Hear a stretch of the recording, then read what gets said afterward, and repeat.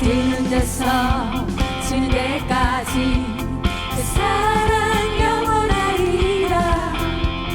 주대로 우리 걸어가리. 그 사랑 영원하리라. 찬양 찬양 찬양 찬양. 영원히 신실하신 영원히 신실하신 능력의 하나님 영원히 함께하리. 영원히 영원히 영원히 신실하신 능력의 하나님 영원히 함께하리. 영원히 영원히 영원히.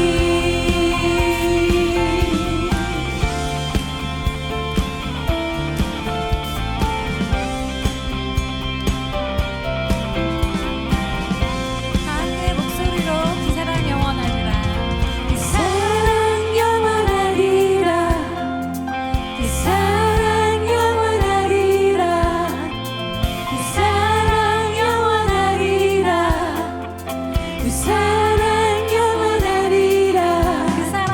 그 사랑 영원하리라. 그 사랑 영원하리라. 그 사랑 영원하리라.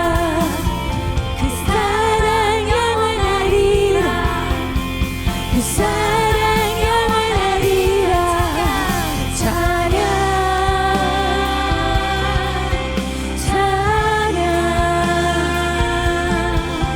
찬양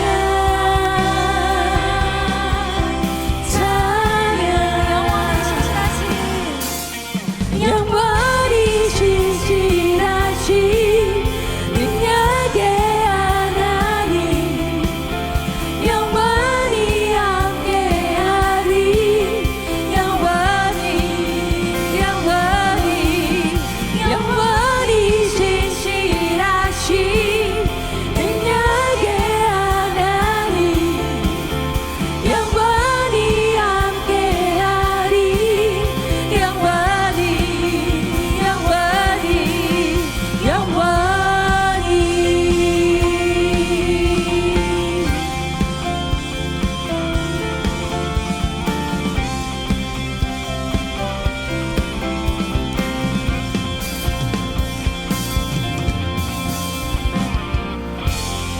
영원히 신실하신 주님을 찬양합니다.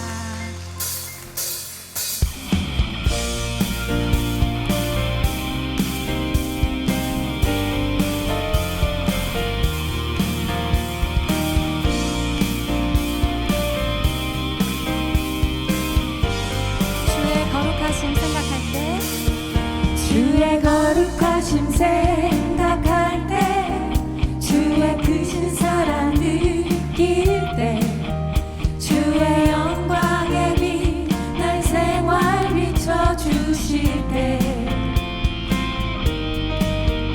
주가 주신 기쁨 맛볼 때 주의 사랑 속에 나 잠길 때 주의 영광의 빛 날 생활 비춰주실 때 경배하리 경배하리. 날 사는 동안 주께 경배해. 경배하리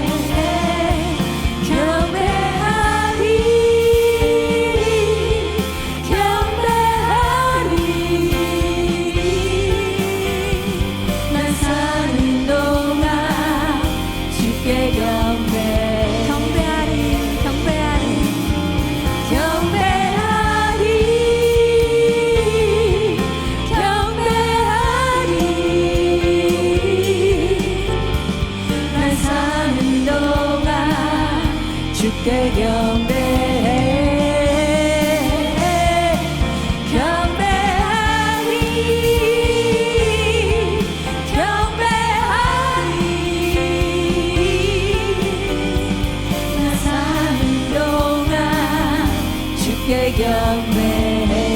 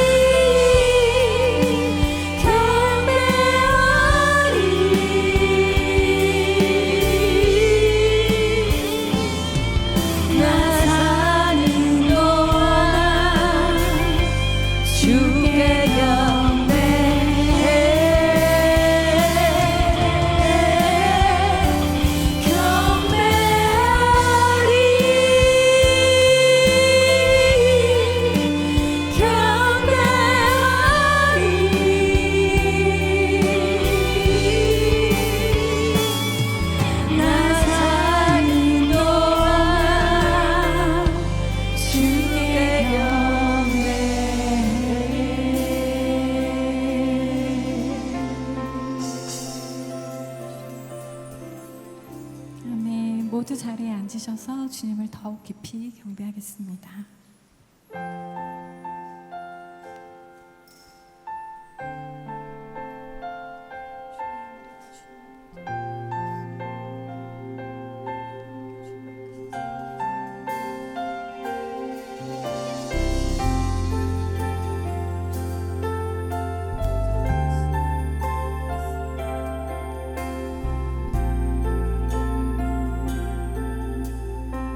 보좌 앞에 모였네. 우리 보좌 앞에 모였네. 함께 주를 찬양하며 하나님의 사랑 그 아들 주셨네. 그의 피로 우리 구원받았네. 십자가에서 쏟으신 그 사랑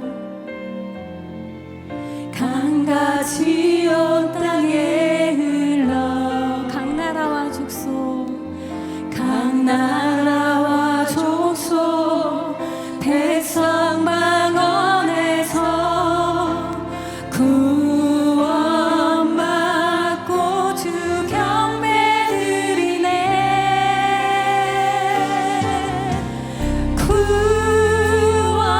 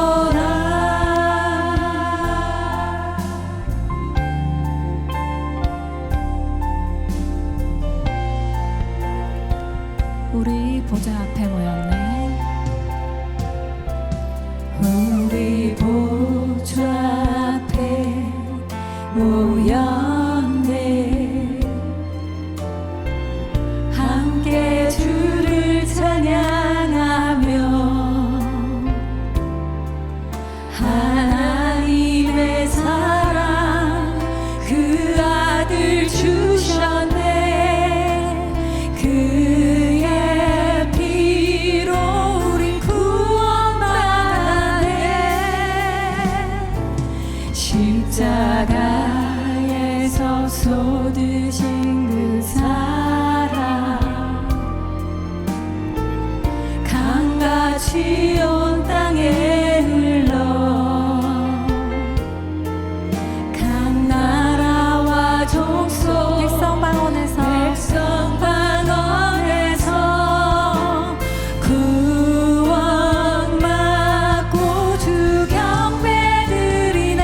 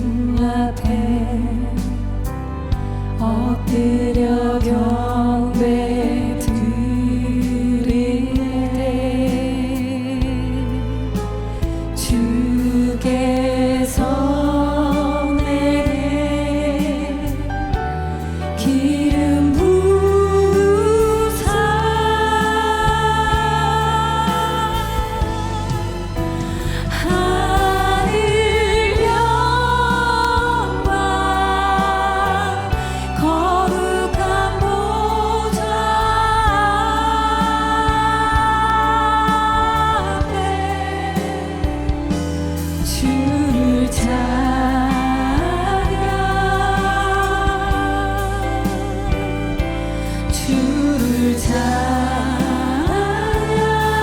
영광 하늘 영광 거룩한 보좌 앞에 주를 찬양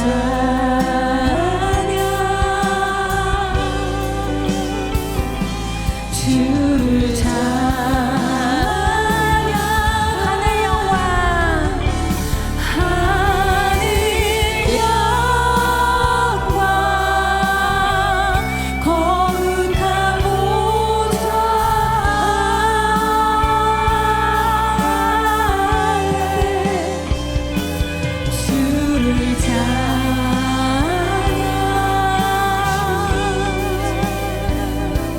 주를 찬양 주를 찬양 주를 찬양 주님이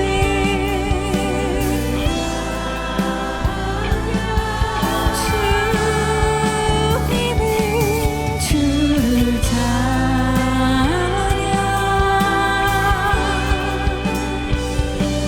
주를 찬양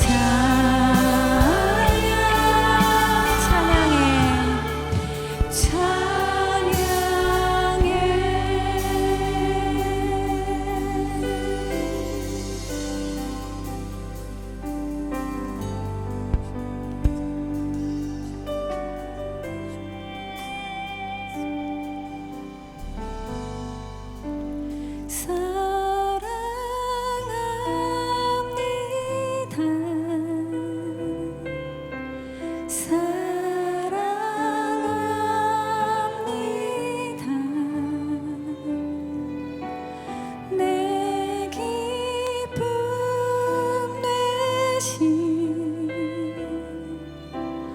나의 주. 다 함께 두 손을 들고 사랑합니다.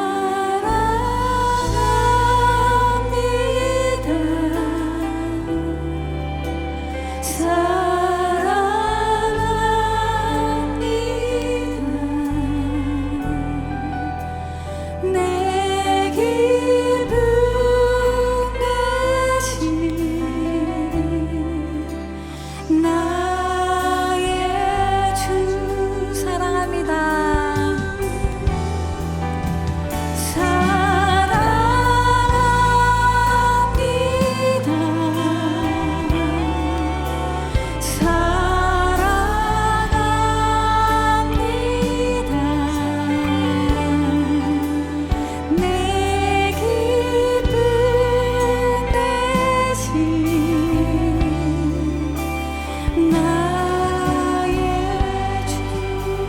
우리의 목소리로만 고백해 볼까요?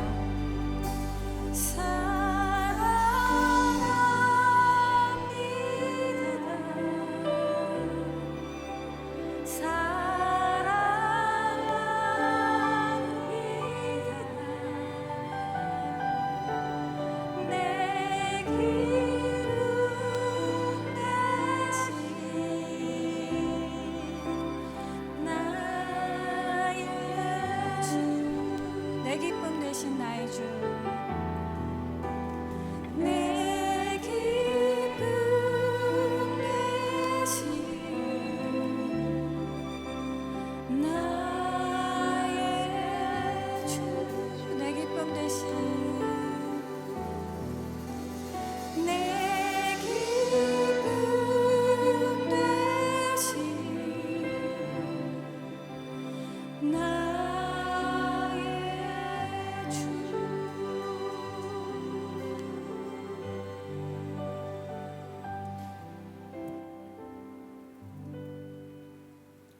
참 좋으신 주님, 은혜에 감사드립니다. 주님께서는 내게 돌아와서 구원을 받으라. 너희 땅 끝에 있는 모든 사람들아, 내가 하나님이니 나밖에는 아무도 없다는 이사야서 45장 22절 말씀처럼 하나님 밖에는 아무도 없음을 고백합니다. 하나님 한 분만이 온 세상의 주인이십니다. 그런데 주님, 이 땅의 황무함과 죄악으로 가득 찬 가인의 시대를 바라봅니다. 주님, 저희의 강팍한 심령과 악으로만 치닫는 이 시대를 불쌍히 여겨 주시옵고 주님께로 온전히 돌아오게 하여 주시옵소서. 주님께로 돌이킴만이 회복으로 가는 길임을 깨달아 알게 하여 주시옵소서. 자기의 아이들을 죽음으로 몰아넣는 부모들이 난무하는 시대입니다. 있을 수 없는 일들이 매일매일 새롭게 일어나는 지금 이 시대를 주님 관여하여 주시옵고 주장하여 인도하여 주시옵소서. 우리의 죄악을 온전히 회개하며 엎드려 기도하게 하여 주시옵소서. 기도의 영을 부어 주시옵고 저희를 주님의 은혜로 구원하여 주시오며 회복시켜 주시옵소서. 주님, 긴 장마와 폭우로 인해 수많은 생명을 잃고 집을 잃고 가족을 잃고 슬퍼하고 있는 자들에게 돕는 손길을 붙여주시고 그 아픔들을 회복시켜 주시오며 위로하여 주시옵고 소망을 허락하여 주시옵소서. 그리하여 이 시간 그들에게 주님의 은혜를 깨닫는 시간들 되게 하여 주시옵소서. 또한 1년이 넘는 전쟁으로 힘들어하는 우크라이나를 도와주시옵고 하루빨리 전쟁이 끝나고 회복의 시간을 가질 수 있도록 주님 은혜 베풀어 주시옵소서.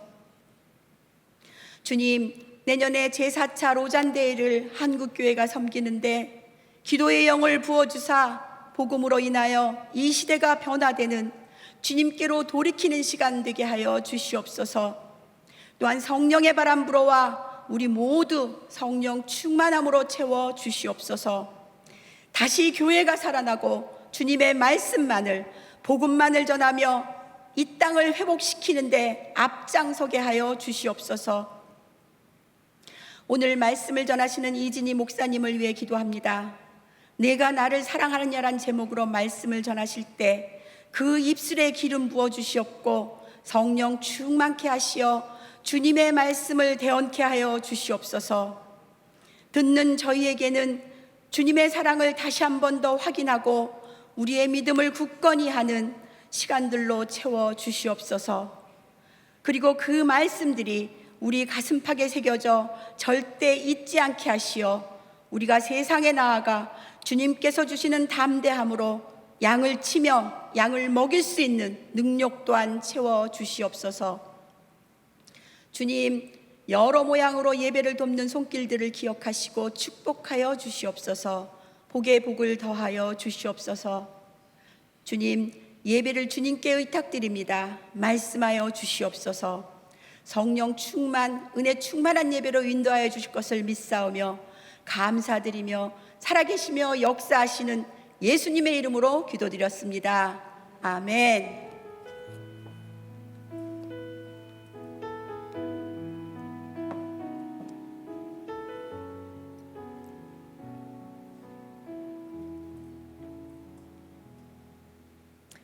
할렐루야. 주의 이름으로 우리 한 분 한 분을 모두 축복하고 환영합니다. 또 영상으로 함께 하시는 우리 성도님들 주의 은혜가 동일하게 임하기를 간절히 기도합니다.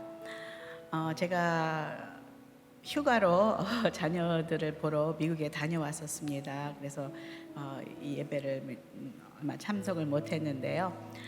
한 아이가 시애틀에 있고 한 아이가 뉴욕에 있어요. 그런데 제가 아이들을 이렇게 방문하면서 예전에 저희 친정엄마가 한국에 있는 저를 방문하면서 하셨던 말씀이 생각났어요. 호영아, 내가 앞에 있다가 이렇게 뒤로 물러나서 내가 먹고 싶은 거 얘기 안 하는 게 쉽지 않다는 걸 알아라. 이렇게 반찬도 내가 뭐가 먹고 싶다 이거 얘기 안 하는 게 그게 아주 쉽지 않다라는 그 얘기를 해서 제가 엄마 뭐 그냥 말씀하시지 왜 그걸 안 하셨어요? 그랬었거든요. 근데 제가 요번에 가서 이런 마음이었구나. 그냥 걔네가 해주는 거를 이렇게 받아들이고 내 의견을 내지 않고 이렇게 엄마가 그렇게 했었구나. 그거를 요번에 느끼면서 해 아래 새 것이 없다. 이렇게 뒤로 물러나는 게 쉽지 않았구나, 엄마가. 그런 생각을 했습니다. 아직 젊은 사람은 모를 거예요. 그런데 이렇게 자녀들을 그대로 축복해주고 내 주장을 안 하고 이렇게 정말 사랑하고 축복만 한다는 것도 하나님의 은혜와 능력이 필요하다는 거 다시 한번 깨닫고 돌아온 귀한 시간이었습니다. 정말 옆에 한 분 한 분에게 주님의 은혜가 임하게 간구합니다. 함께 이렇게 좀 인사할까요? 환영합니다. 혹시 오늘 예배 처음 오신 분 있습니까? 한번 손을 들어 표현해 주시면 저희가 선물로 맞이할게요. 예, 계시나요? 예, 쑥스러워서 지금 손을 못 들고 계시는 분이 계신 것 같은데 우리 서로에게 좀 축복합시다. 축복합니다. 지금이라도 일어나시면 우리 안내팀이 여러분에게 선물로 찾아갑니다. 축복합니다. 참 잘 오셨습니다. 주님의 이름으로 환영합니다. 축복합니다. 주님의 사랑으로 God bless you. God bless you. 축복합니다. 주님의 사랑. 앉아주시고요. 서로를 향하여 God bless you.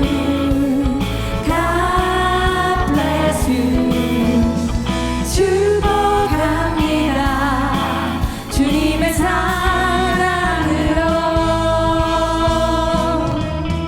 축복합니다.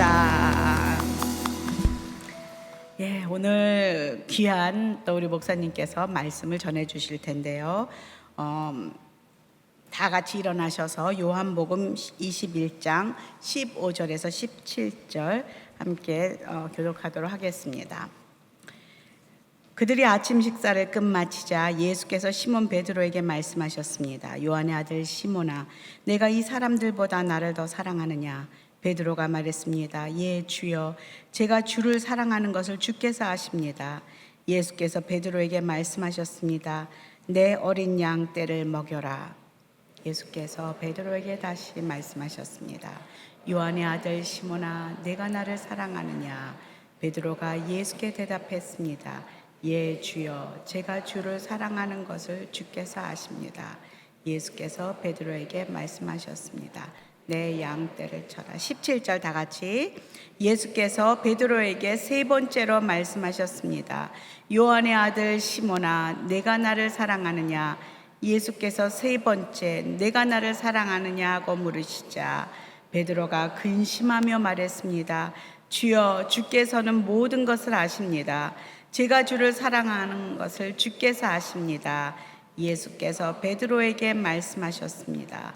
내 양떼를 먹여라. 아멘. 앉아주십시오. 우리 여성 사역에는 두 분의 목사님이 또 함께 사역을 하고 계시죠. 지난번에 설교하셨던 우리 김은아 목사님과 또 우리 이진희 목사님이십니다. 현재 무릎 선교 기도회와 또 마리아 행전을 이끌고 계시는 분이신데요. 너는 나를 사랑하느냐라는 제목으로 귀한 말씀 전해 주시겠습니다.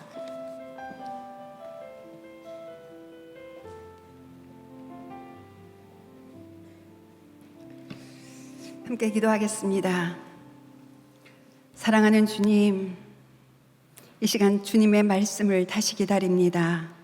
성령님 우리 가운데 임하셔서 주님이 어떠한 분이신지 알게 하여 주시고 이 말씀을 통하여서 이전보다 더 주님을 사랑하는 저희가 되게 하여 주시옵소서. 감사드리며 예수 그리스도의 이름으로 기도합니다. 아멘. 오늘 특별히 새로 오신 처음으로 예배 오신 분들 다시 한번 환영합니다. 저희가 그 신앙생활을 처음 할 때는 정말 설레임과 두근거림으로 시작을 합니다. 그런데 신앙생활을 하다 보면 어느 사이에 우리는 죄책감과 또 정죄감이 또 우리에게 몰려올 때가 있습니다. 우리는 잘 살아보려고 노력을 하면 할수록 또 우리의 실수에 대해서, 실패에 대해서 정죄감과 죄책감으로 우리는 더욱더 낙심하게 되고 절망하는 상태에 빠지기도 합니다. 열심히 교회를 다니는 분일수록, 아니 그냥 교회만 다니는 분이 아니라 열심히 다른 분들에게 선한 영향력을 미치려고 하는 사람일수록 이러한 순간이 다가올 때 무기력감에 빠져서 또 더 절망감에 빠지는 것을 봅니다. 아까 목사님께서는 이제 어머니로서 뒤로 물러가는 그 겸손한 모습을 보여주었는데요. 신앙에 있어서, 믿음에 있어서는 뒤로 물러가지 않아야 하는데 이럴 때 우리는 뒤로 물러갈 때가 있습니다. 어느새 나의 관심은 주님이 아니라 세상이 돌아가는 많은 일들, 아니 내가 지금 당장 해결해야 하는 문제, 나와 함께 살아가고 있는 이 가족들의 문제 속에 나의 영혼은 허덕이고 그러다 보니 어느새 무기력에 빠져 있는 자신을 발견하게 됩니다. 교회 사역을 열심히 하는 분들 가운데도 이러한 모습은 나타날 수 있습니다. 열심히 하지만 계속 다른 사람들의 흠이 보입니다. 다른 사람들의 실수가 보입니다. 다른 사람들을 용납하지 않는 그 모습은 바로 영적 침체에 빠져 있는 모습이라고 할 수 있습니다. 오늘 우리가 보게 되는 요한복음 21장에는 예수님을 3년 반이나 따라다녔던 베드로와 제자들이 이러한 낙심과 무기력의 상태에서 어떻게 회복하고 있는지를 보여줍니다. 요한복음 21장은 요한복음의 부록이라고도 불리워집니다. 왜냐하면 요한복음 20장 맨 마지막 절에 예수가 그리스도이시며 하나님의 아들이심을 믿게 하고 또 믿어서 예수의 이름으로 생명을 얻도록 하기 위해서 나는 이 책을 기록했습니다 라고 하고 마무리를 하고 나서 다시 21장을 시작합니다.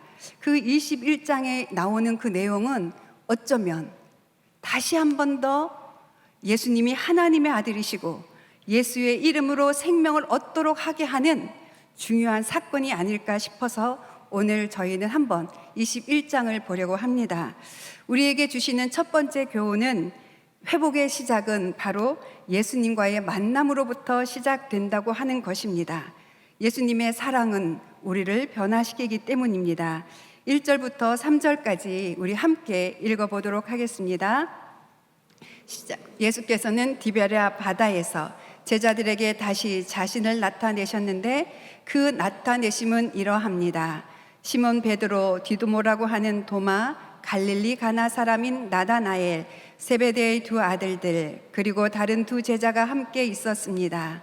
시몬 베드로가 그들에게 나는 물고기를 잡으러 가겠소 하고 말하자 그들이 우리도 같이 가겠소 하고 말했습니다.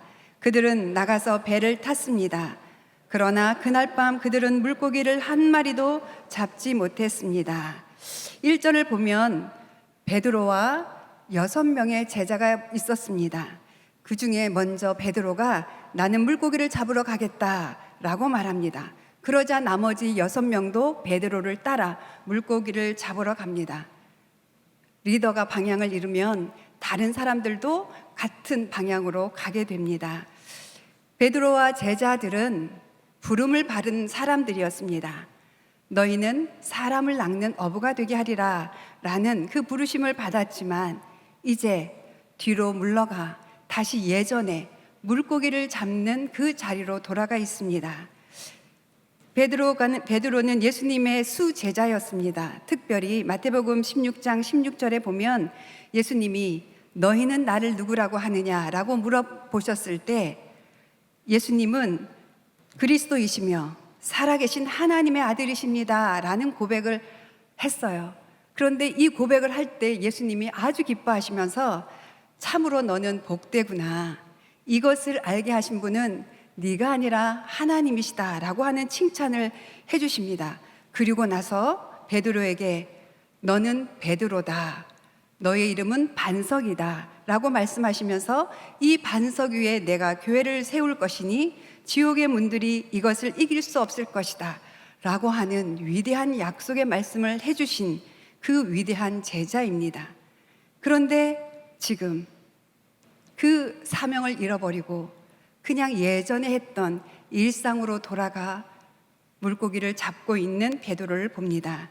3년간이나 예수님을 따라다니며 예수님이 하신 말씀도 보았고 예수님이 하신 말씀을 들었고 배웠고 무엇보다 그 말씀을 그대로 행하시며 기적을 행하시는 그 모습을 보았는데도, 그리고 예수님이 말씀하신 대로 죽으시고 말씀하신 대로 부활하신 것을 2번이나 보았는데도 예전의 모습으로 돌아간 베드로와 제자들입니다.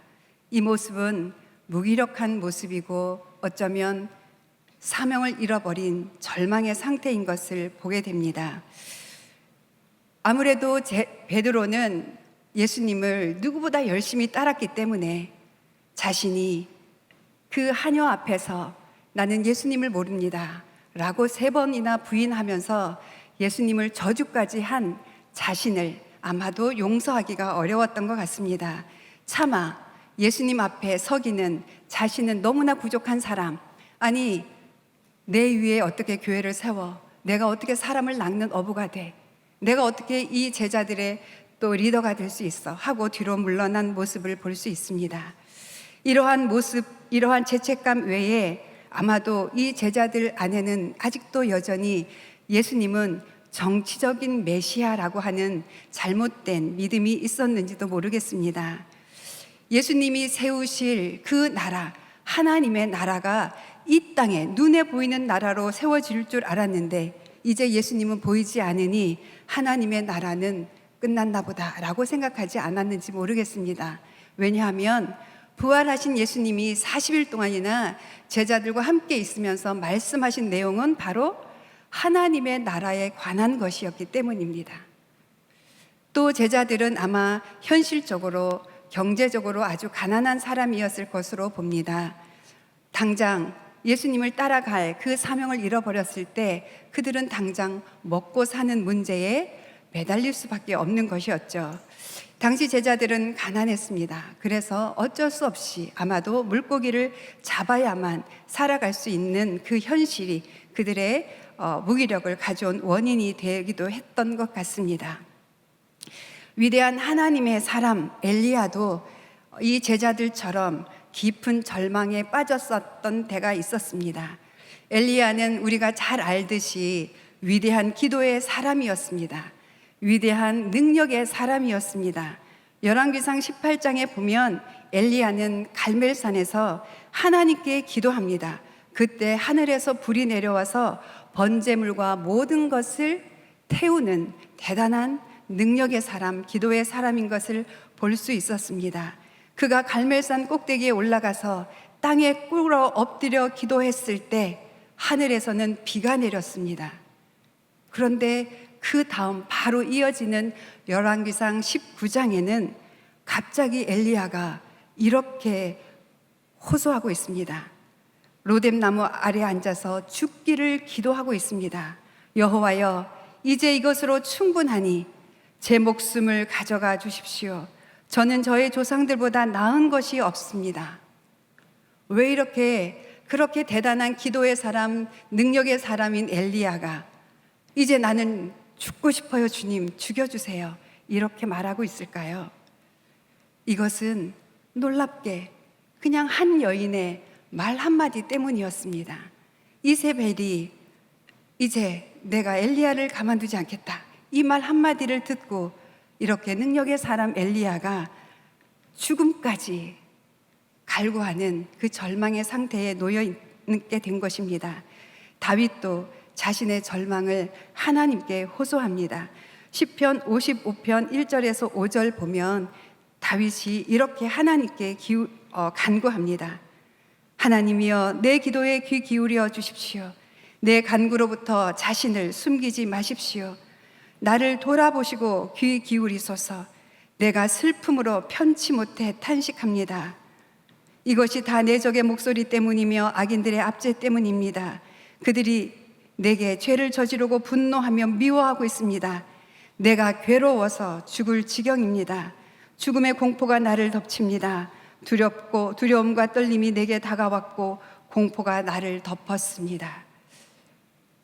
위대한 왕이었던, 많은 사람들이 추종했던 다윗도 이렇게 죽음을 기도하고 있던 때가 있었던 것입니다. 우리는 이것을 통해 교훈을 얻을 수 있습니다.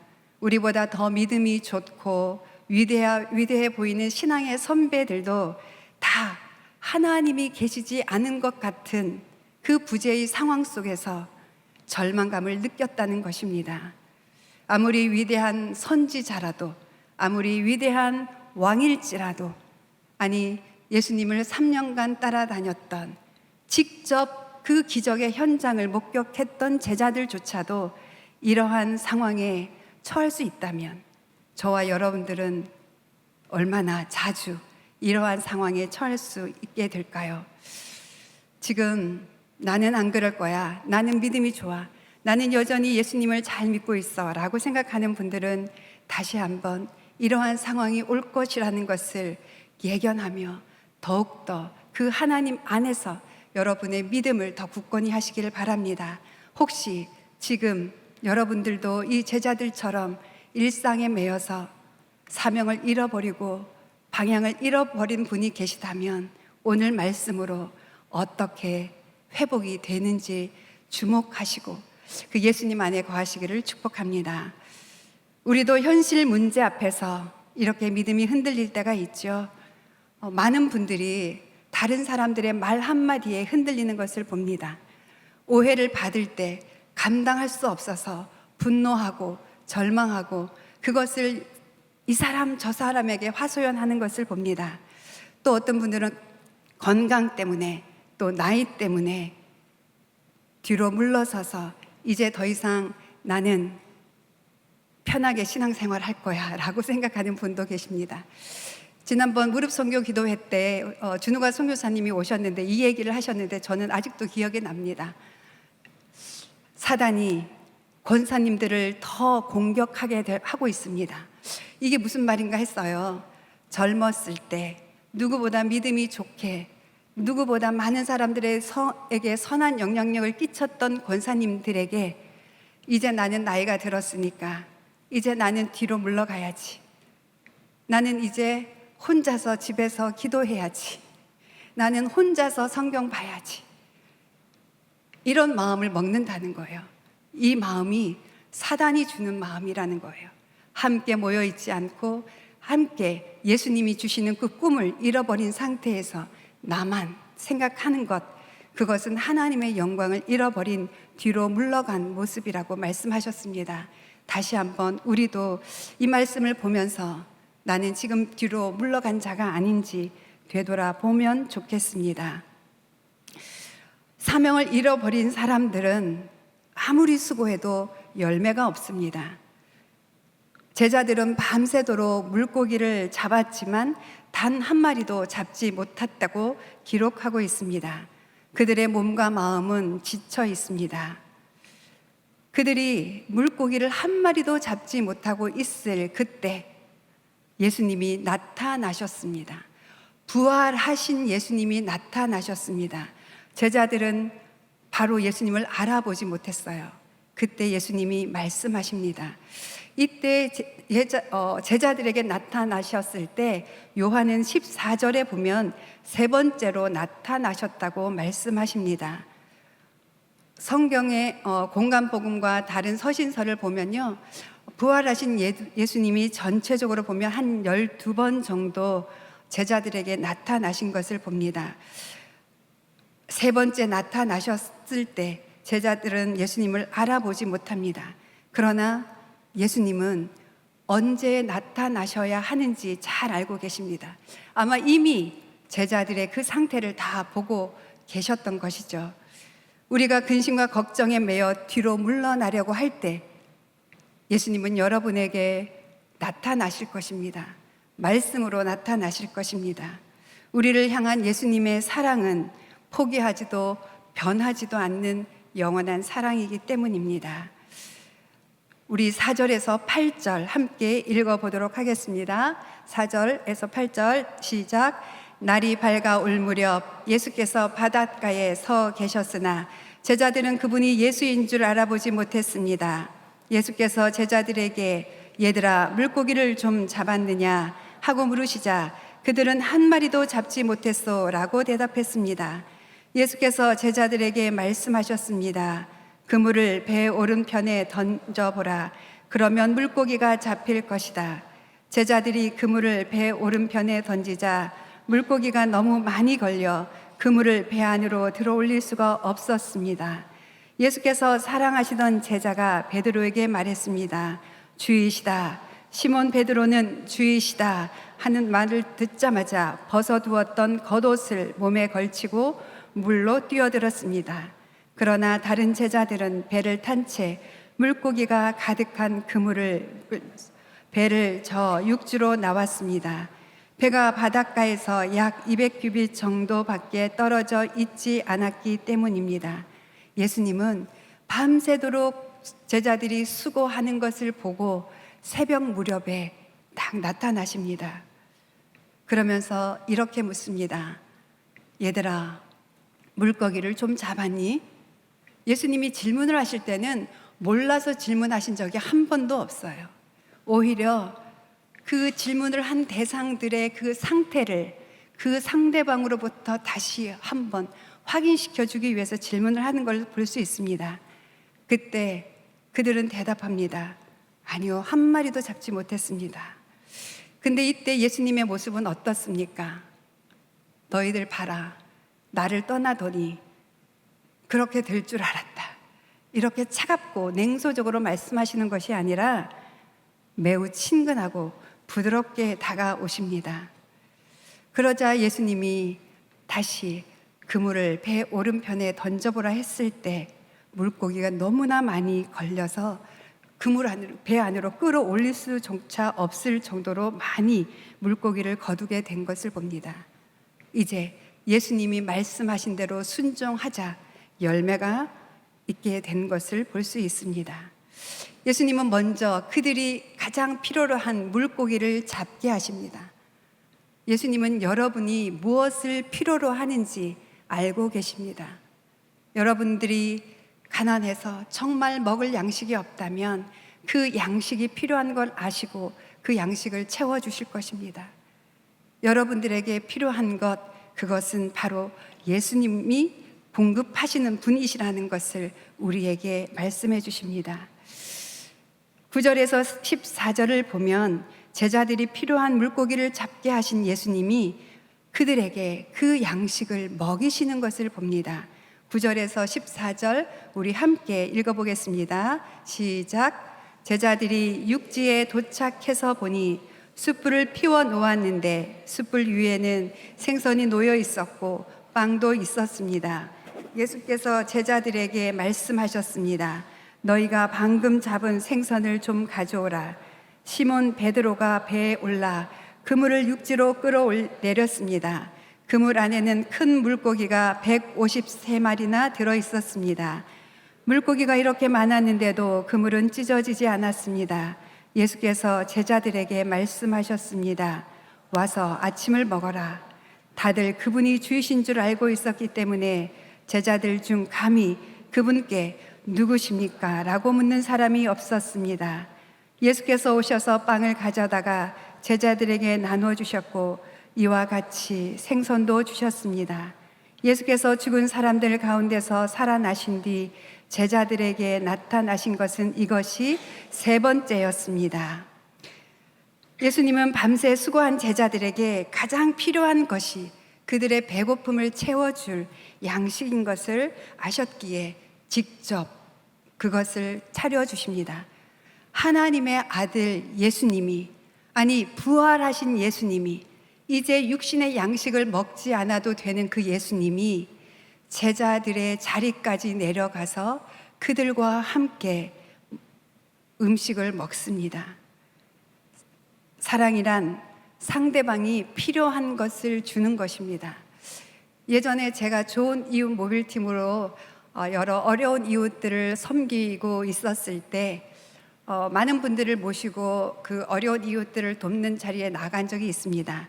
그런데 몇몇 분들이 돕다가 돕기를 포기하는 경우를 많이 봤습니다. 왜냐하면 그분들이 하시는 말씀은 나는 이걸 주고 싶었는데 저들이 그것을 원하지 않아요 라고 말하는 것을 보았습니다. 이분들이 주고 싶은 것이 있었습니다. 그런데 그것을 그분들이 기뻐하지 않자 그분들에게 다가가는 것을 그들은 포기했습니다. 우리가 다른 사람들에게 주고 싶어 하는 것, 아니 여러분들의 남편과 자녀들에게 주고 싶어 하는 것, 그것이 정말 남편과 자녀들이 원하는 것일까요? 예수님은 본인은 먹지 않아도 되었지만 제자들의 그 모습으로 낮아져서 그들이 원하는 음식을 주고 계십니다. 주님은 잠깐만 그들을 만나고 가는 것이 아니라 그들과 함께 오랫동안 음식을 먹고 대화를 나누십니다. 이것이 주님이 지치고 낙심하고 무기력에 빠지고 절망한 제자들을 양육하시는 방법이십니다. 이것이 절망에 빠진 제자들을 다시 회복시키시고 살리시는 예수님의 양육 방법입니다. 여러분들은 다른 사람들이 실수했을 때 어떻게 그들을 바라보십니까? 그들에 대해서 여러분들은 어떻게 평가를 하고 계십니까? 아니, 여러분들은 그들을 포기하지 않고 그래도 찾아가서 그래도 좋은 말로 따뜻한 말로 다시 그들을 위로하고 격려하십니까? 저는 그렇지 않았습니다. 저는 제가 원하는 기준이 딱 있었던 것 같아요. 지금도 물론 그 기준을 다 내려놓지는 못했습니다. 제가 보기에 옳은 기준을 가지고 제 가족들이나 또 성도들을 이렇게 판단하고, 그래서 정말 그들에게 다시는 같이 사역 못하겠다 이렇게 마음을 먹기도 하고요. 가능하면 그분들과 같이 하지 않으려고 했었던 때가 있습니다. 제가 저의 동생에게도 그랬던 적이 있었던 것 같습니다. 어린 동생에게 저의 기준으로 가지고 더 성숙하기를 바라면서 제가 야단을 쳤던 기억이 있습니다. 예수님은 자신을 부인하고 자신을 배반하고 도리어 자신을 저주까지 한 그 제자들에게 다시 포기하지 않으시고 변치 않으시는 사랑으로 다가가서 그들이 원하는 것을 주십니다. 우리가 이 본문을 통해서 두 번째 배워야 할 큰 교훈이라면, 다시 시작하는 되는 예수님을 사랑하는 마음과 예수님의 양들을 돌보는 마음이면 족하다는 것입니다. 15절에서 17절 말씀 우리 다 같이 읽어보도록 하겠습니다. 그들이 아침 식사를 끝마치자 예수께서 시몬 베드로에게 말씀하셨습니다. 요한의 아들 시몬아, 네가 이 사람들보다 나를 더 사랑하느냐? 베드로가 말했습니다. 예, 주여, 제가 주를 사랑하는 것을 주께서 아십니다. 예수께서 베드로에게 말씀하셨습니다. 내 어린 양떼를 먹여라. 예수께서 베드로에게 다시 말씀하셨습니다. 요한의 아들 시몬아, 네가 나를 사랑하느냐? 베드로가 예수께 대답했습니다. 예, 주여, 제가 주를 사랑하는 것을 주께서 아십니다. 예수께서 베드로에게 말씀하셨습니다. 내 양떼를 쳐라. 예수께서 베드로에게 세 번째로 말씀하셨습니다. 요한의 아들 시몬아, 네가 나를 사랑하느냐? 예수께서 세 번째, 네가 나를 사랑하느냐 하고 물으시자 베드로가 근심하며 말했습니다. 주여, 주께서는 모든 것을 아십니다. 제가 주를 사랑하는 것을 주께서 아십니다. 예수께서 베드로에게 말씀하셨습니다. 내 양떼를 먹여라.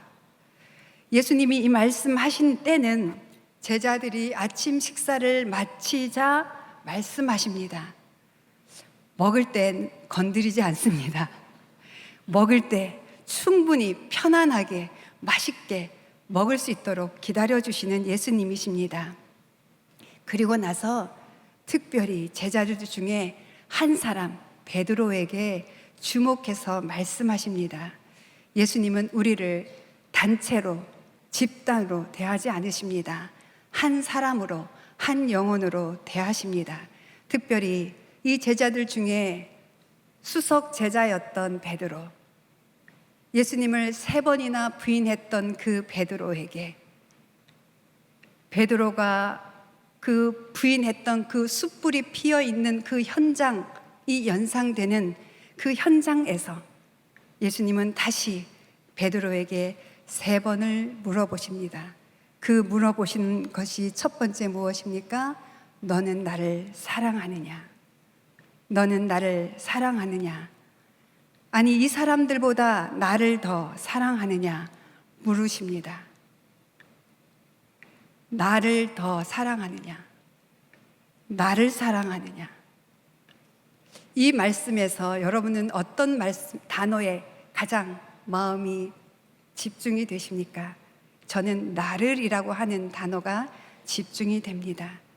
나를 사랑하느냐? 지금 네가 원하는 그 물고기보다, 이 물고기를 잡을 수 있는 배와 그물보다, 아니 너를 따르는 사람들보다 나를 더 사랑하느냐 물으십니다. 베드로가 예전의 베드로가 아닙니다. 이제 풀이 죽은 베드로는 그 예수님이 십자가에 잡히시기 전에 그 모습처럼 당당하게 내가 예수님이 얼마나 사랑하는지, 나처럼 예수님을 사랑하는 사람이 없을걸요? 라고 당당하게 말하지 못하고 내가 주님을 사랑하는 걸 주님이 아십니다. 이렇게 조금은 주님 앞에다가 자신의 마음을 이렇게 고백하는 것을 볼 수 있습니다. 주님은 주님을 사랑하기를 원하십니다. 이것들보다 더 주님을 사랑하기를 원하십니다. 오늘 우리에게도 주님은 물어보십니다. 너는 나를 사랑하느냐? 이 수요 오전 여성 예배를 드리러 나온 너는 지금 예배를 드리고 있는 너가 아니라 나를 사랑하느냐 물어보십니다. 3번 반복하여 물어보시는 이유는 무엇일까요? 왜 3번씩이나 나를 사랑하느냐? 이 사람들보다 나를 더 사랑하느냐 물어보실까요? 그것은 그들 안에 있는 여전히 육신적인 관점, 세상적인 관점, 아니 자신의 관점을 바꾸시기 위함이라고 생각합니다. 예수님은 우리가 죄인 되었을 때의 은혜로 말미암아 우리를 구원하셨습니다. 우리는 은혜로 말미암아 지금 이 자리에 와서 예배를 드리고 있는 것입니다. 우리는 은혜로 말미암아 영원한 생명을 얻었습니다. 그런데 교회 생활을 어느새 이렇게 오랫동안 하다 보면 어느새 나는 내 열심으로 신앙생활을 하고 있는 것을 볼 수 있습니다. 그것을 어떻게 알 수 있을까요? 다른 이렇게 새로운 분들이 오실 때 이거 해라 저거 해라, 또 열심히 기도하는 분은 왜 기도하지 않느냐, 왜 말씀 읽지 않느냐, 계속 행위를 강조하고 있는 것을 봅니다. 내가 열심히 하기 때문에 복을 받는다고 생각합니다. 열심히 봉사를 하고 열심히 성경을 읽고 열심히 기도를 해야 하나님이 내게 복을 주신다고 생각하고 있는 것입니다. 열심히 교회 모이면 빠지지 않고 열심히 신앙생활은 하지만 그 안에 예수님을 향한 사랑을 잃어버리고 할 때가 있습니다. 열심히 성경을 읽고 기도하고 예배드리고 하는 것이 잘못된 것은 아닙니다. 중심이 무엇인가, 그것이 중요하다는 말씀을 오늘 하고 계십니다. 내가 받은 사명을 향하여 내가 다시 시작할 수 있는 힘은 바로 예수님을 사랑하는 데서 나온다는 것을 예수님은 다시 한번 말씀하고 계십니다. 나의 믿음이나 나의 선택, 나의 결단 때문이 아닌 것입니다. 나의 노력, 경험, 지식, 지혜도 아닙니다. 나의 약함, 나의 과오, 나를 향한 다른 사람들의 평판, 내가 가지고 있는 그 능력, 아니 반대로 무능력함, 내가 물질을 많이 가지고 있건 적게 가졌던 상관없이 중요한 것은 예수님을 사랑하는 마음, 그 마음이라고 예수님을 말씀하십니다. 자, 이 말씀을 우리의 삶 속에 어떻게 적용해 볼까요? 우리가 어떤 일을 할 때마다 예수님한테 물어보면 좋겠습니다. 예수님, 내가 지금 이 말을 예수님을 사랑하는 마음으로 하고 있나요? 내가 지금 사역으로 부르심을 받았는데 내가 정말 사랑하는 마음으로, 예수님을 사랑하는 마음으로 지금 내가 결정했나요? 라고 물어보면 좋겠습니다.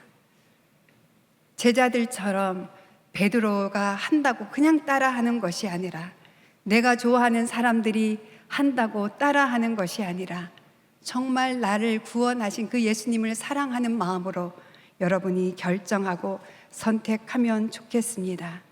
여러분들이 하나님께서 주신 그 엄마의 직분, 딸의 직분, 며느리의 직분, 아내의 직분, 성도의 직분은 늘 예수님을 사랑하는 마음으로 하는 것, 그것이 가장 중요한 것입니다. 이 사랑하는 마음이 있을 때에 예수님은 이렇게 우리에게 말씀하십니다. 내 어린 양떼를 먹여라. 3번을 또 이것도 말씀하십니다. 그런데 내 양떼를 먹여라 하는 이 때는 언제입니까? 예수님이 제자들을 먹이고 나서 너희도 나처럼 내 양들을 먹여라 하고 말씀하시는 것입니다. 단순히 먹이는 것이 육체의 양식을 주시는 것이 아니라, 너를 배신해도, 네 마음에 들지 않아도, 너의 기준에 합하지 않아도, 교회를 나오지 않아도, 너를 싫어하더라도 그들은 내 양들이다 말씀하고 계십니다. 예수님을 사랑하는 사람은 예수님이 사랑하는 사람을 사랑하게 됩니다. 요한복음 14장 21절 23절 우리 함께 읽어보겠습니다. 누구든지 내 계명을 가지고 지키는 사람은 나를 사랑하는 사람이다. 나를 사랑하는 사람은 내 아버지의 사랑을 받을 것이고, 나 또한 그 사람을 사랑하고 그 사람에게 나를 나타낼 것이다. 예수께서 그에게 대답하셨습니다. 누구든지 나를 사랑하는 사람은 내 말을 지킬 것이다. 그러면 내 아버지께서 그 사람을 사랑하실 것이요, 아버지와 내가 그 사람에게로 가서 그와 함께 살 것이다. 예수님의 계명을 지키는 사람이 예수님을 사랑하는 사람이라고 말씀하십니다. 지금 예수님의 계명은 무엇입니까? 내 양떼를 먹여라. 하나님을 온 마음을 다해 사랑하고 내 이웃을 내 몸과 같이 사랑하는 것, 그것이 예수님의 계명입니다. 여러분은 이것을 하실 수 있습니까? 아마 정직하게 대답한다면 저는 못해요 라고 하는 것이 우리의 대답일 것입니다. 맞습니다. 우리는 내 이웃을 내 몸같이 사랑할 수 없는 존재들입니다. 예수님의 양떼는 예수님만이 먹이실 수 있고 돌보실 수 있지, 우리가 돌볼 수 있는 힘이 없습니다. 그런데 예수님은 우리에게 이것을 부탁하십니다. 이 말씀을 하시고 나서 예수님은 제자들에게 이것을 할 수 있는 그 놀라운 능력의 비밀을 말씀하십니다. 바로 보혜사를 보내주시겠다는 약속입니다. 보혜사는 성령님입니다. 하나님 아버지께서 예수의 이름으로 보내시는 예수의 영, 그 영이, 보이지 아니하는 그 영이 진리의 영으로, 사랑의 영으로 여러분 안에 거하시며, 바로 예수님의 계명, 너희가 서로 사랑하라, 이 말씀에 순종하게 하십니다. 내 양떼를 먹여라, 이 말씀은 또 다르게 보면 너희는 선한 목자가 되어라 라고 하는 것입니다. 오늘 우리는 이 말씀을 기억했으면 좋겠습니다. 나는 선한 목자다. 선한 목자 되신 예수님이 우리에게 선한 목자의 삶이 어떤지를 보여주셨습니다. 그분은 그분에게 다가오는 많은 사람들을 가르치셨습니다. 그들의 병을 고쳐주셨습니다. 그들이 배고플 때 먹을 것을 주셨습니다. 그들이 실패하고 넘어질 때 다시 찾아가십니다. 아니, 유대인뿐만 아니라 이방인들에게까지 가서 예수님은 길이요 진리요 생명이심을 보여주셨습니다. 당시 이 말씀을 받은 제자들은 가난하고 많이 배우지 못한 사람들이었습니다. 그러나 그들에게 성령이 임하시자 베드로가 설교를 했을 때 3,000명이나 되는 사람들이 예수 그리스도께 돌아오는 놀라운 역사가 일어납니다. 지금 이것을 기록하는 요한도 이 요한복음을 썼고요. 요한 1, 2, 3서를 썼고 요한계시록을 썼습니다. 이 요한 서신서를 통해서 당시 세상에 만연했던 영지주의자들과 이단들의 그 공격을 막아낼 수 있었던 것입니다. 성령은 우리에게 오늘 선한 목자가 될 수 있게 하십니다. 우리 한번 다시 이 말씀을 기억하며 우리가 결단하기를 원합니다. 예수님의 사랑은 우리를 살리고 이웃을 살립니다. 로마서 8장 39절 보면 누가 우리를 그리스도의 사랑에서 끊을 수 있겠습니까? 환난이나 곤고나 핍박이나 배고픔이나 헐벗음이나 위험이나 칼이겠습니까? 그리고 로마서 8장 37절에 이렇게 말씀하십니다. 이 모든 일에 우리를 사랑하시는 분으로 인해 우리가 넉넉히 이깁니다. 나는 확신합니다. 죽음이나 생명도 천사들이나 악마들도 현재일이나 장래일이나 어떤 능력도 높음이나 깊음이나 다른 어떤 피조물도 그리스도 예수 우리 주 안에 있는 하나님의 사랑에서 우리를 끊을 수 없습니다.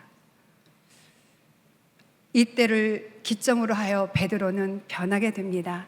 아니, 이때를 기점으로 성령을 받은 이후 베드로는 놀랍게 변합니다. 그는 베드로 전서 후서를 또 쓰게 됩니다. 그 베드로 전서에서 이렇게 많은 성도들에게 외칩니다. 여러분, 만물의 마지막이 가까웠습니다. 그러므로 여러분은 정신을 차리고 깨어 기도하십시오. 무엇보다도 서로 깊이 사랑하십시오. 사랑은 허다한 죄를 덮습니다. 여러분은 양무리의 본이 되십시오.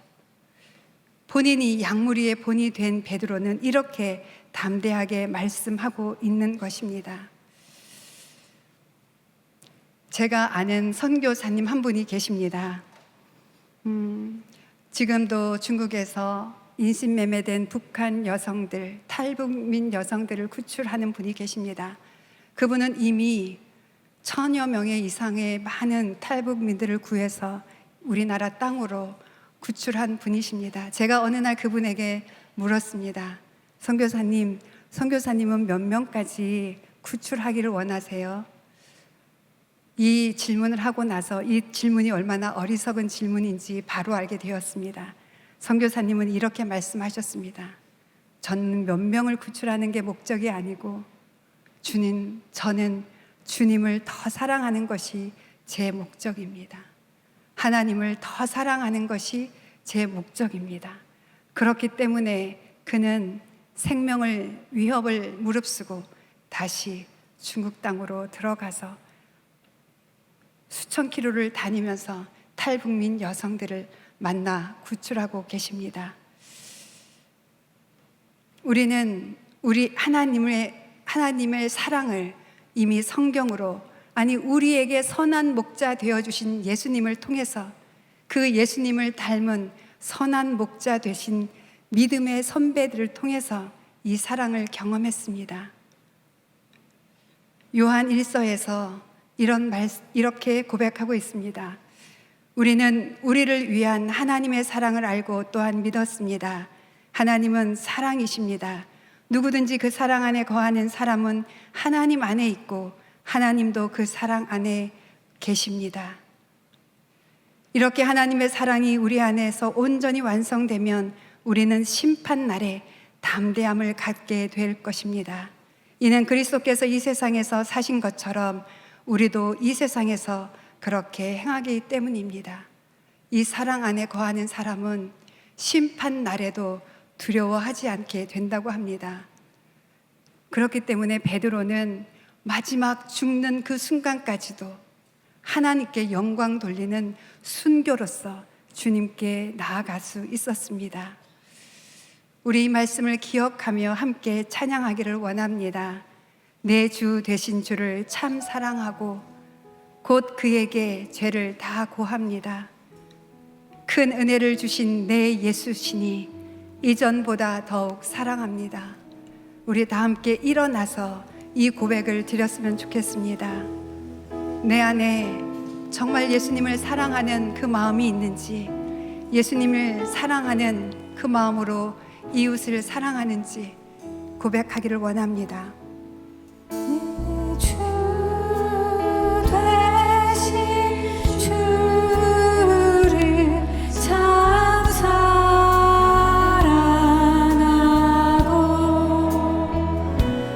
고 그에게 죄를 다고 하리라. 그 은혜를 주신 내 예수시니 이전보다 더욱 사랑합니다. 이 시간 다 함께 기도하겠습니다. 주님, 저도 제자들처럼 뒤로 물러났던 때가 있었습니다. 아니, 지금 제 안에 예수님을 사랑하는 믿음을 제가 잃어버렸습니다. 주님, 제 안에 불안함과 두려움과 무기력이 있습니다. 주님, 제 안에 주님을 사랑하는 마음을 다시 회복시켜 주십시오. 아니, 주님을 다시 만나서 나의 모든 필요를 아시고 나를 돌봐주시는 그 예수님을, 주님 다시 믿음으로 주님을 사랑하기를 원합니다. 다시 우리는 기도하기를 원합니다. 주님, 우리는 뒤로 물러서지 않기를 원합니다. 이미 우리를 불러주셨는데, 이미 우리를 사랑하셨는데, 이미 우리에게 사명을 주셨는데 예수님보다 더 사랑하는 것들이 내 안에 있습니다. 주님, 그것을 내 마음 안에서 제하여 주십시오. 주님, 뒤로 물러서지 않고 예수님을 사랑하는 마음과 이웃을 사랑하는 마음으로 매일 주님과 동행하게 하여 주시옵소서. 그 마음으로 예수님의 양들을 먹일 수 있게 하여 주십시오. 함께 기도하겠습니다. 사랑하는 주님, 감사합니다. 오늘 우리에게 주님이 베드로와 제자들에게 나타나셔서 말씀하셨던 그 말씀으로 우리의 영혼을 깨우시니 감사합니다. 다시 한번 일어나서 다시 주님을 더 사랑하고요, 주님이 사랑하는 그 영혼들을 향하여 주님 나아가기를 원합니다. 주님, 제자들처럼 우리도 무기력에 빠져 낙심할 때가 있습니다. 주님, 이것이 우리가 주님을 믿지 못하고 사랑하지 못했기 때문인 것을 주님 고백합니다. 우리도 제자들처럼 길을 잃어버렸습니다. 내 상황과 내 감정에 빠져서 부르심의 소망을 잃어버렸습니다. 예수님을 입으로는 사랑한다고 고백했지만, 열심히 성경을 읽고 열심히 기도했지만 제 안에 사랑이 없이 행했던 그 죄를 주님 고백합니다. 다시 하나님, 내 감정, 내 마음, 내 생각을 따라 살지 아니하도록 주님 인도하여 주시옵소서. 예수님보다 나를 더 사랑하고 예수님보다 다른 사람들의 말을 더 믿고 그 마음 때문에 주님, 제가 흔들렸던 것을 주님 고백합니다. 사랑하는 주님, 예수님이 사랑했던 그 한 영혼을 사랑하지 못한 죄를 용서하여 주시옵소서. 예수님께서 선한 목자 되신 예수님께서 우리에게 선한 목자 되라고 말씀하셨지만, 선한 목자보다는 하나님, 우리가 우리의 안위를 위해서, 우리의 편리를 따라서, 우리의 목적을 따라서 주님 살아갔던 죄를 고백합니다. 우리를 배신하고 우리를 인정하지 않는 사람들을 하나님, 우리가 품지 못했던 죄도 주님 고백합니다. 예수님은 배반한 제자들을 다시 찾아가셨지만 우리는 그러지 못했습니다. 우리는 그들을 원망하고 그들을 미워하며 그들을 다른 사람들에게 하나님, 그들의 잘못을 험담했던 것을 주님 고백합니다. 아니, 우리는 그들의 필요를 채워주지 못했습니다. 그들에게 다가가 예수님의 사랑을 나타내 주지 못했습니다. 아버지 하나님, 다시 우리를 회복시켜 주시옵소서. 우리가 뒤로 물러서지 아니하도록 인도하여 주시옵소서. 우리에게 베풀어 주셨던 그 은혜를 다시 하나님 다른 사람들에게 흘려보낼 수 있게 하여 주시옵소서. 우리에게 말씀하셨던 그 말씀을 기억나게 하여 주시고, 우리에게 말씀하셨던 그 말씀대로 우리가 살아갈 수 있도록 인도하여 주시옵소서. 낙심과 무기력과 절망적인 그 상황이 오더라도 나는 예수님을 사랑합니다 고백하고 주님을 따라갈 수 있게 하여 주시옵소서. 주님, 우리에게 주신 그 사명은 영원한 사명인 줄 믿습니다. 우리가 건강하지 않아도, 다른 사람들이 우리를 인정하지 않아도, 아니 우리가 능력이 없을지라도 우리에게 주신 그 사랑은 변함이 없고, 우리에게 주신 그 사명은 변함이 없는 줄 믿습니다. 우리에게 주신 예수님의 양들을 우리가 사랑하는 마음으로 하나님 돌보게 하여 주시옵소서. 먼저 우리의 남편과 우리의 자녀들을 향하여서 하나님 주님의 사랑을 전할 수 있기를 원합니다. 그들을 기다릴 수 있게 하여 주시옵소서. 그들에게 필요한 것을 주님 먼저 줄 수 있는 저희가 되기를 원합니다. 아버지 하나님, 우리가 주님의 그 뜻을 따라 살 수 있도록, 아니 주님의 그 사랑대로 우리가 행할 수 있도록 인도하여 주시옵소서. 이 시간 다시 한번 이 나라 이 민족과 교회를 위하여 기도하겠습니다. 차별금지법은 하나님께서 만드신 남자와 여자의 차이를 인정하지 않는 법입니다. 이러한 법을 만들려고 하는 사람들이 이 땅 가운데 가득합니다.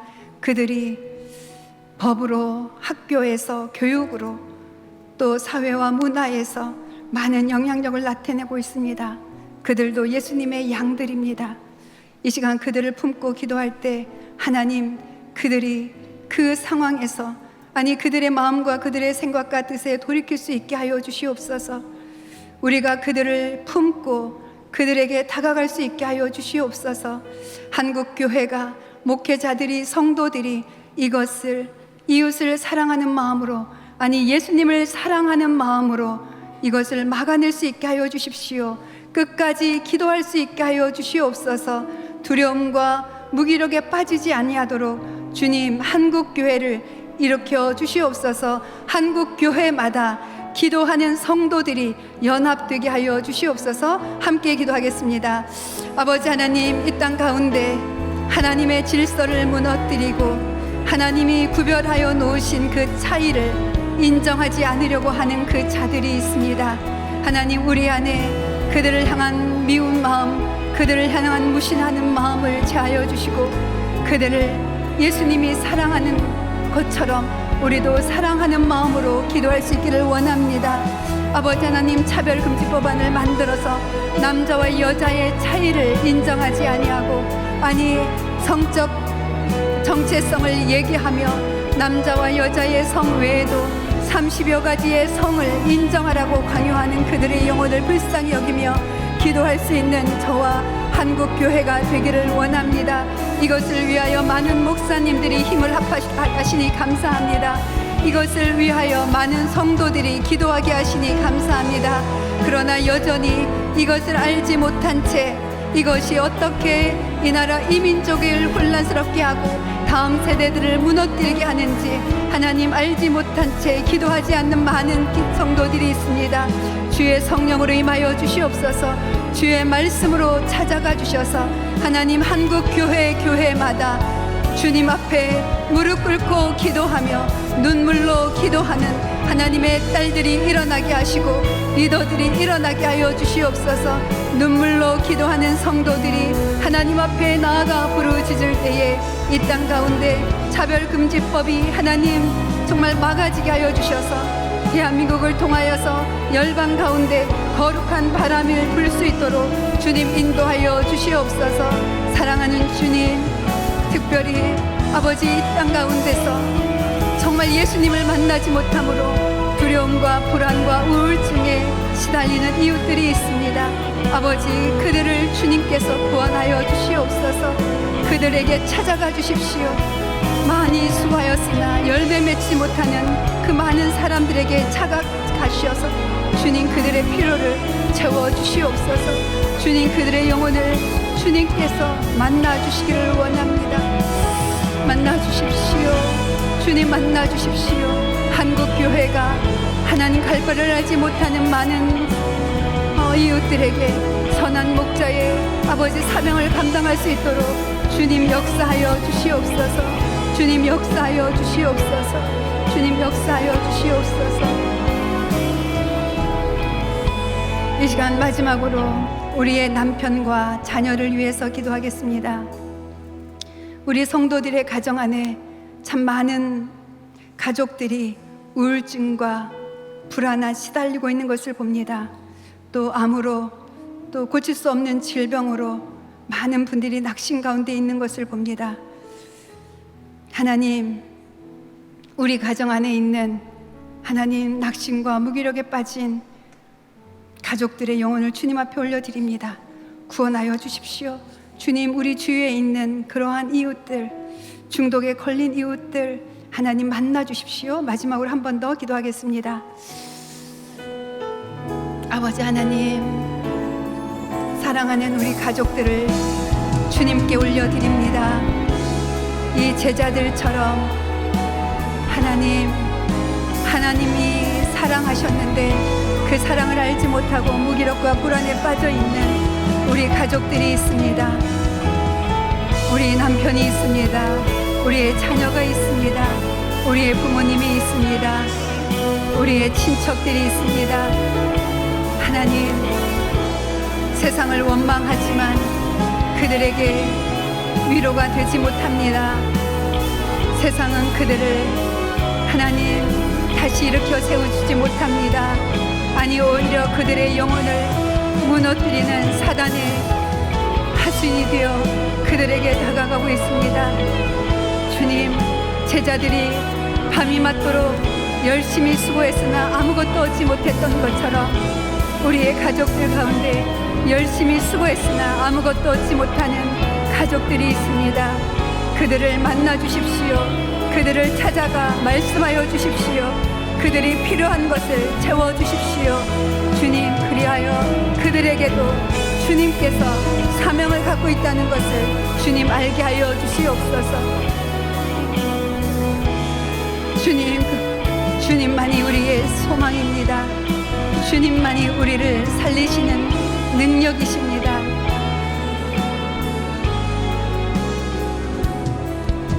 사랑하는 주님, 감사합니다.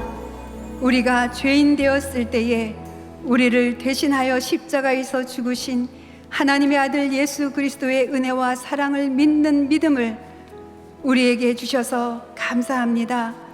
주님, 우리가 예수님을 믿었으나, 예수님을 사랑한다고 고백했으나 자주 예수님을 부인하고 예수님이 없는 것처럼 살아갈 때도 있지만, 우리가 예수님을 함께 하심을 믿지 못하고 불안하고 무기력감에 빠질 때도 있지만, 오늘 제자들에게 찾아가주셨던 것처럼 우리에게 찾아오시니 감사합니다.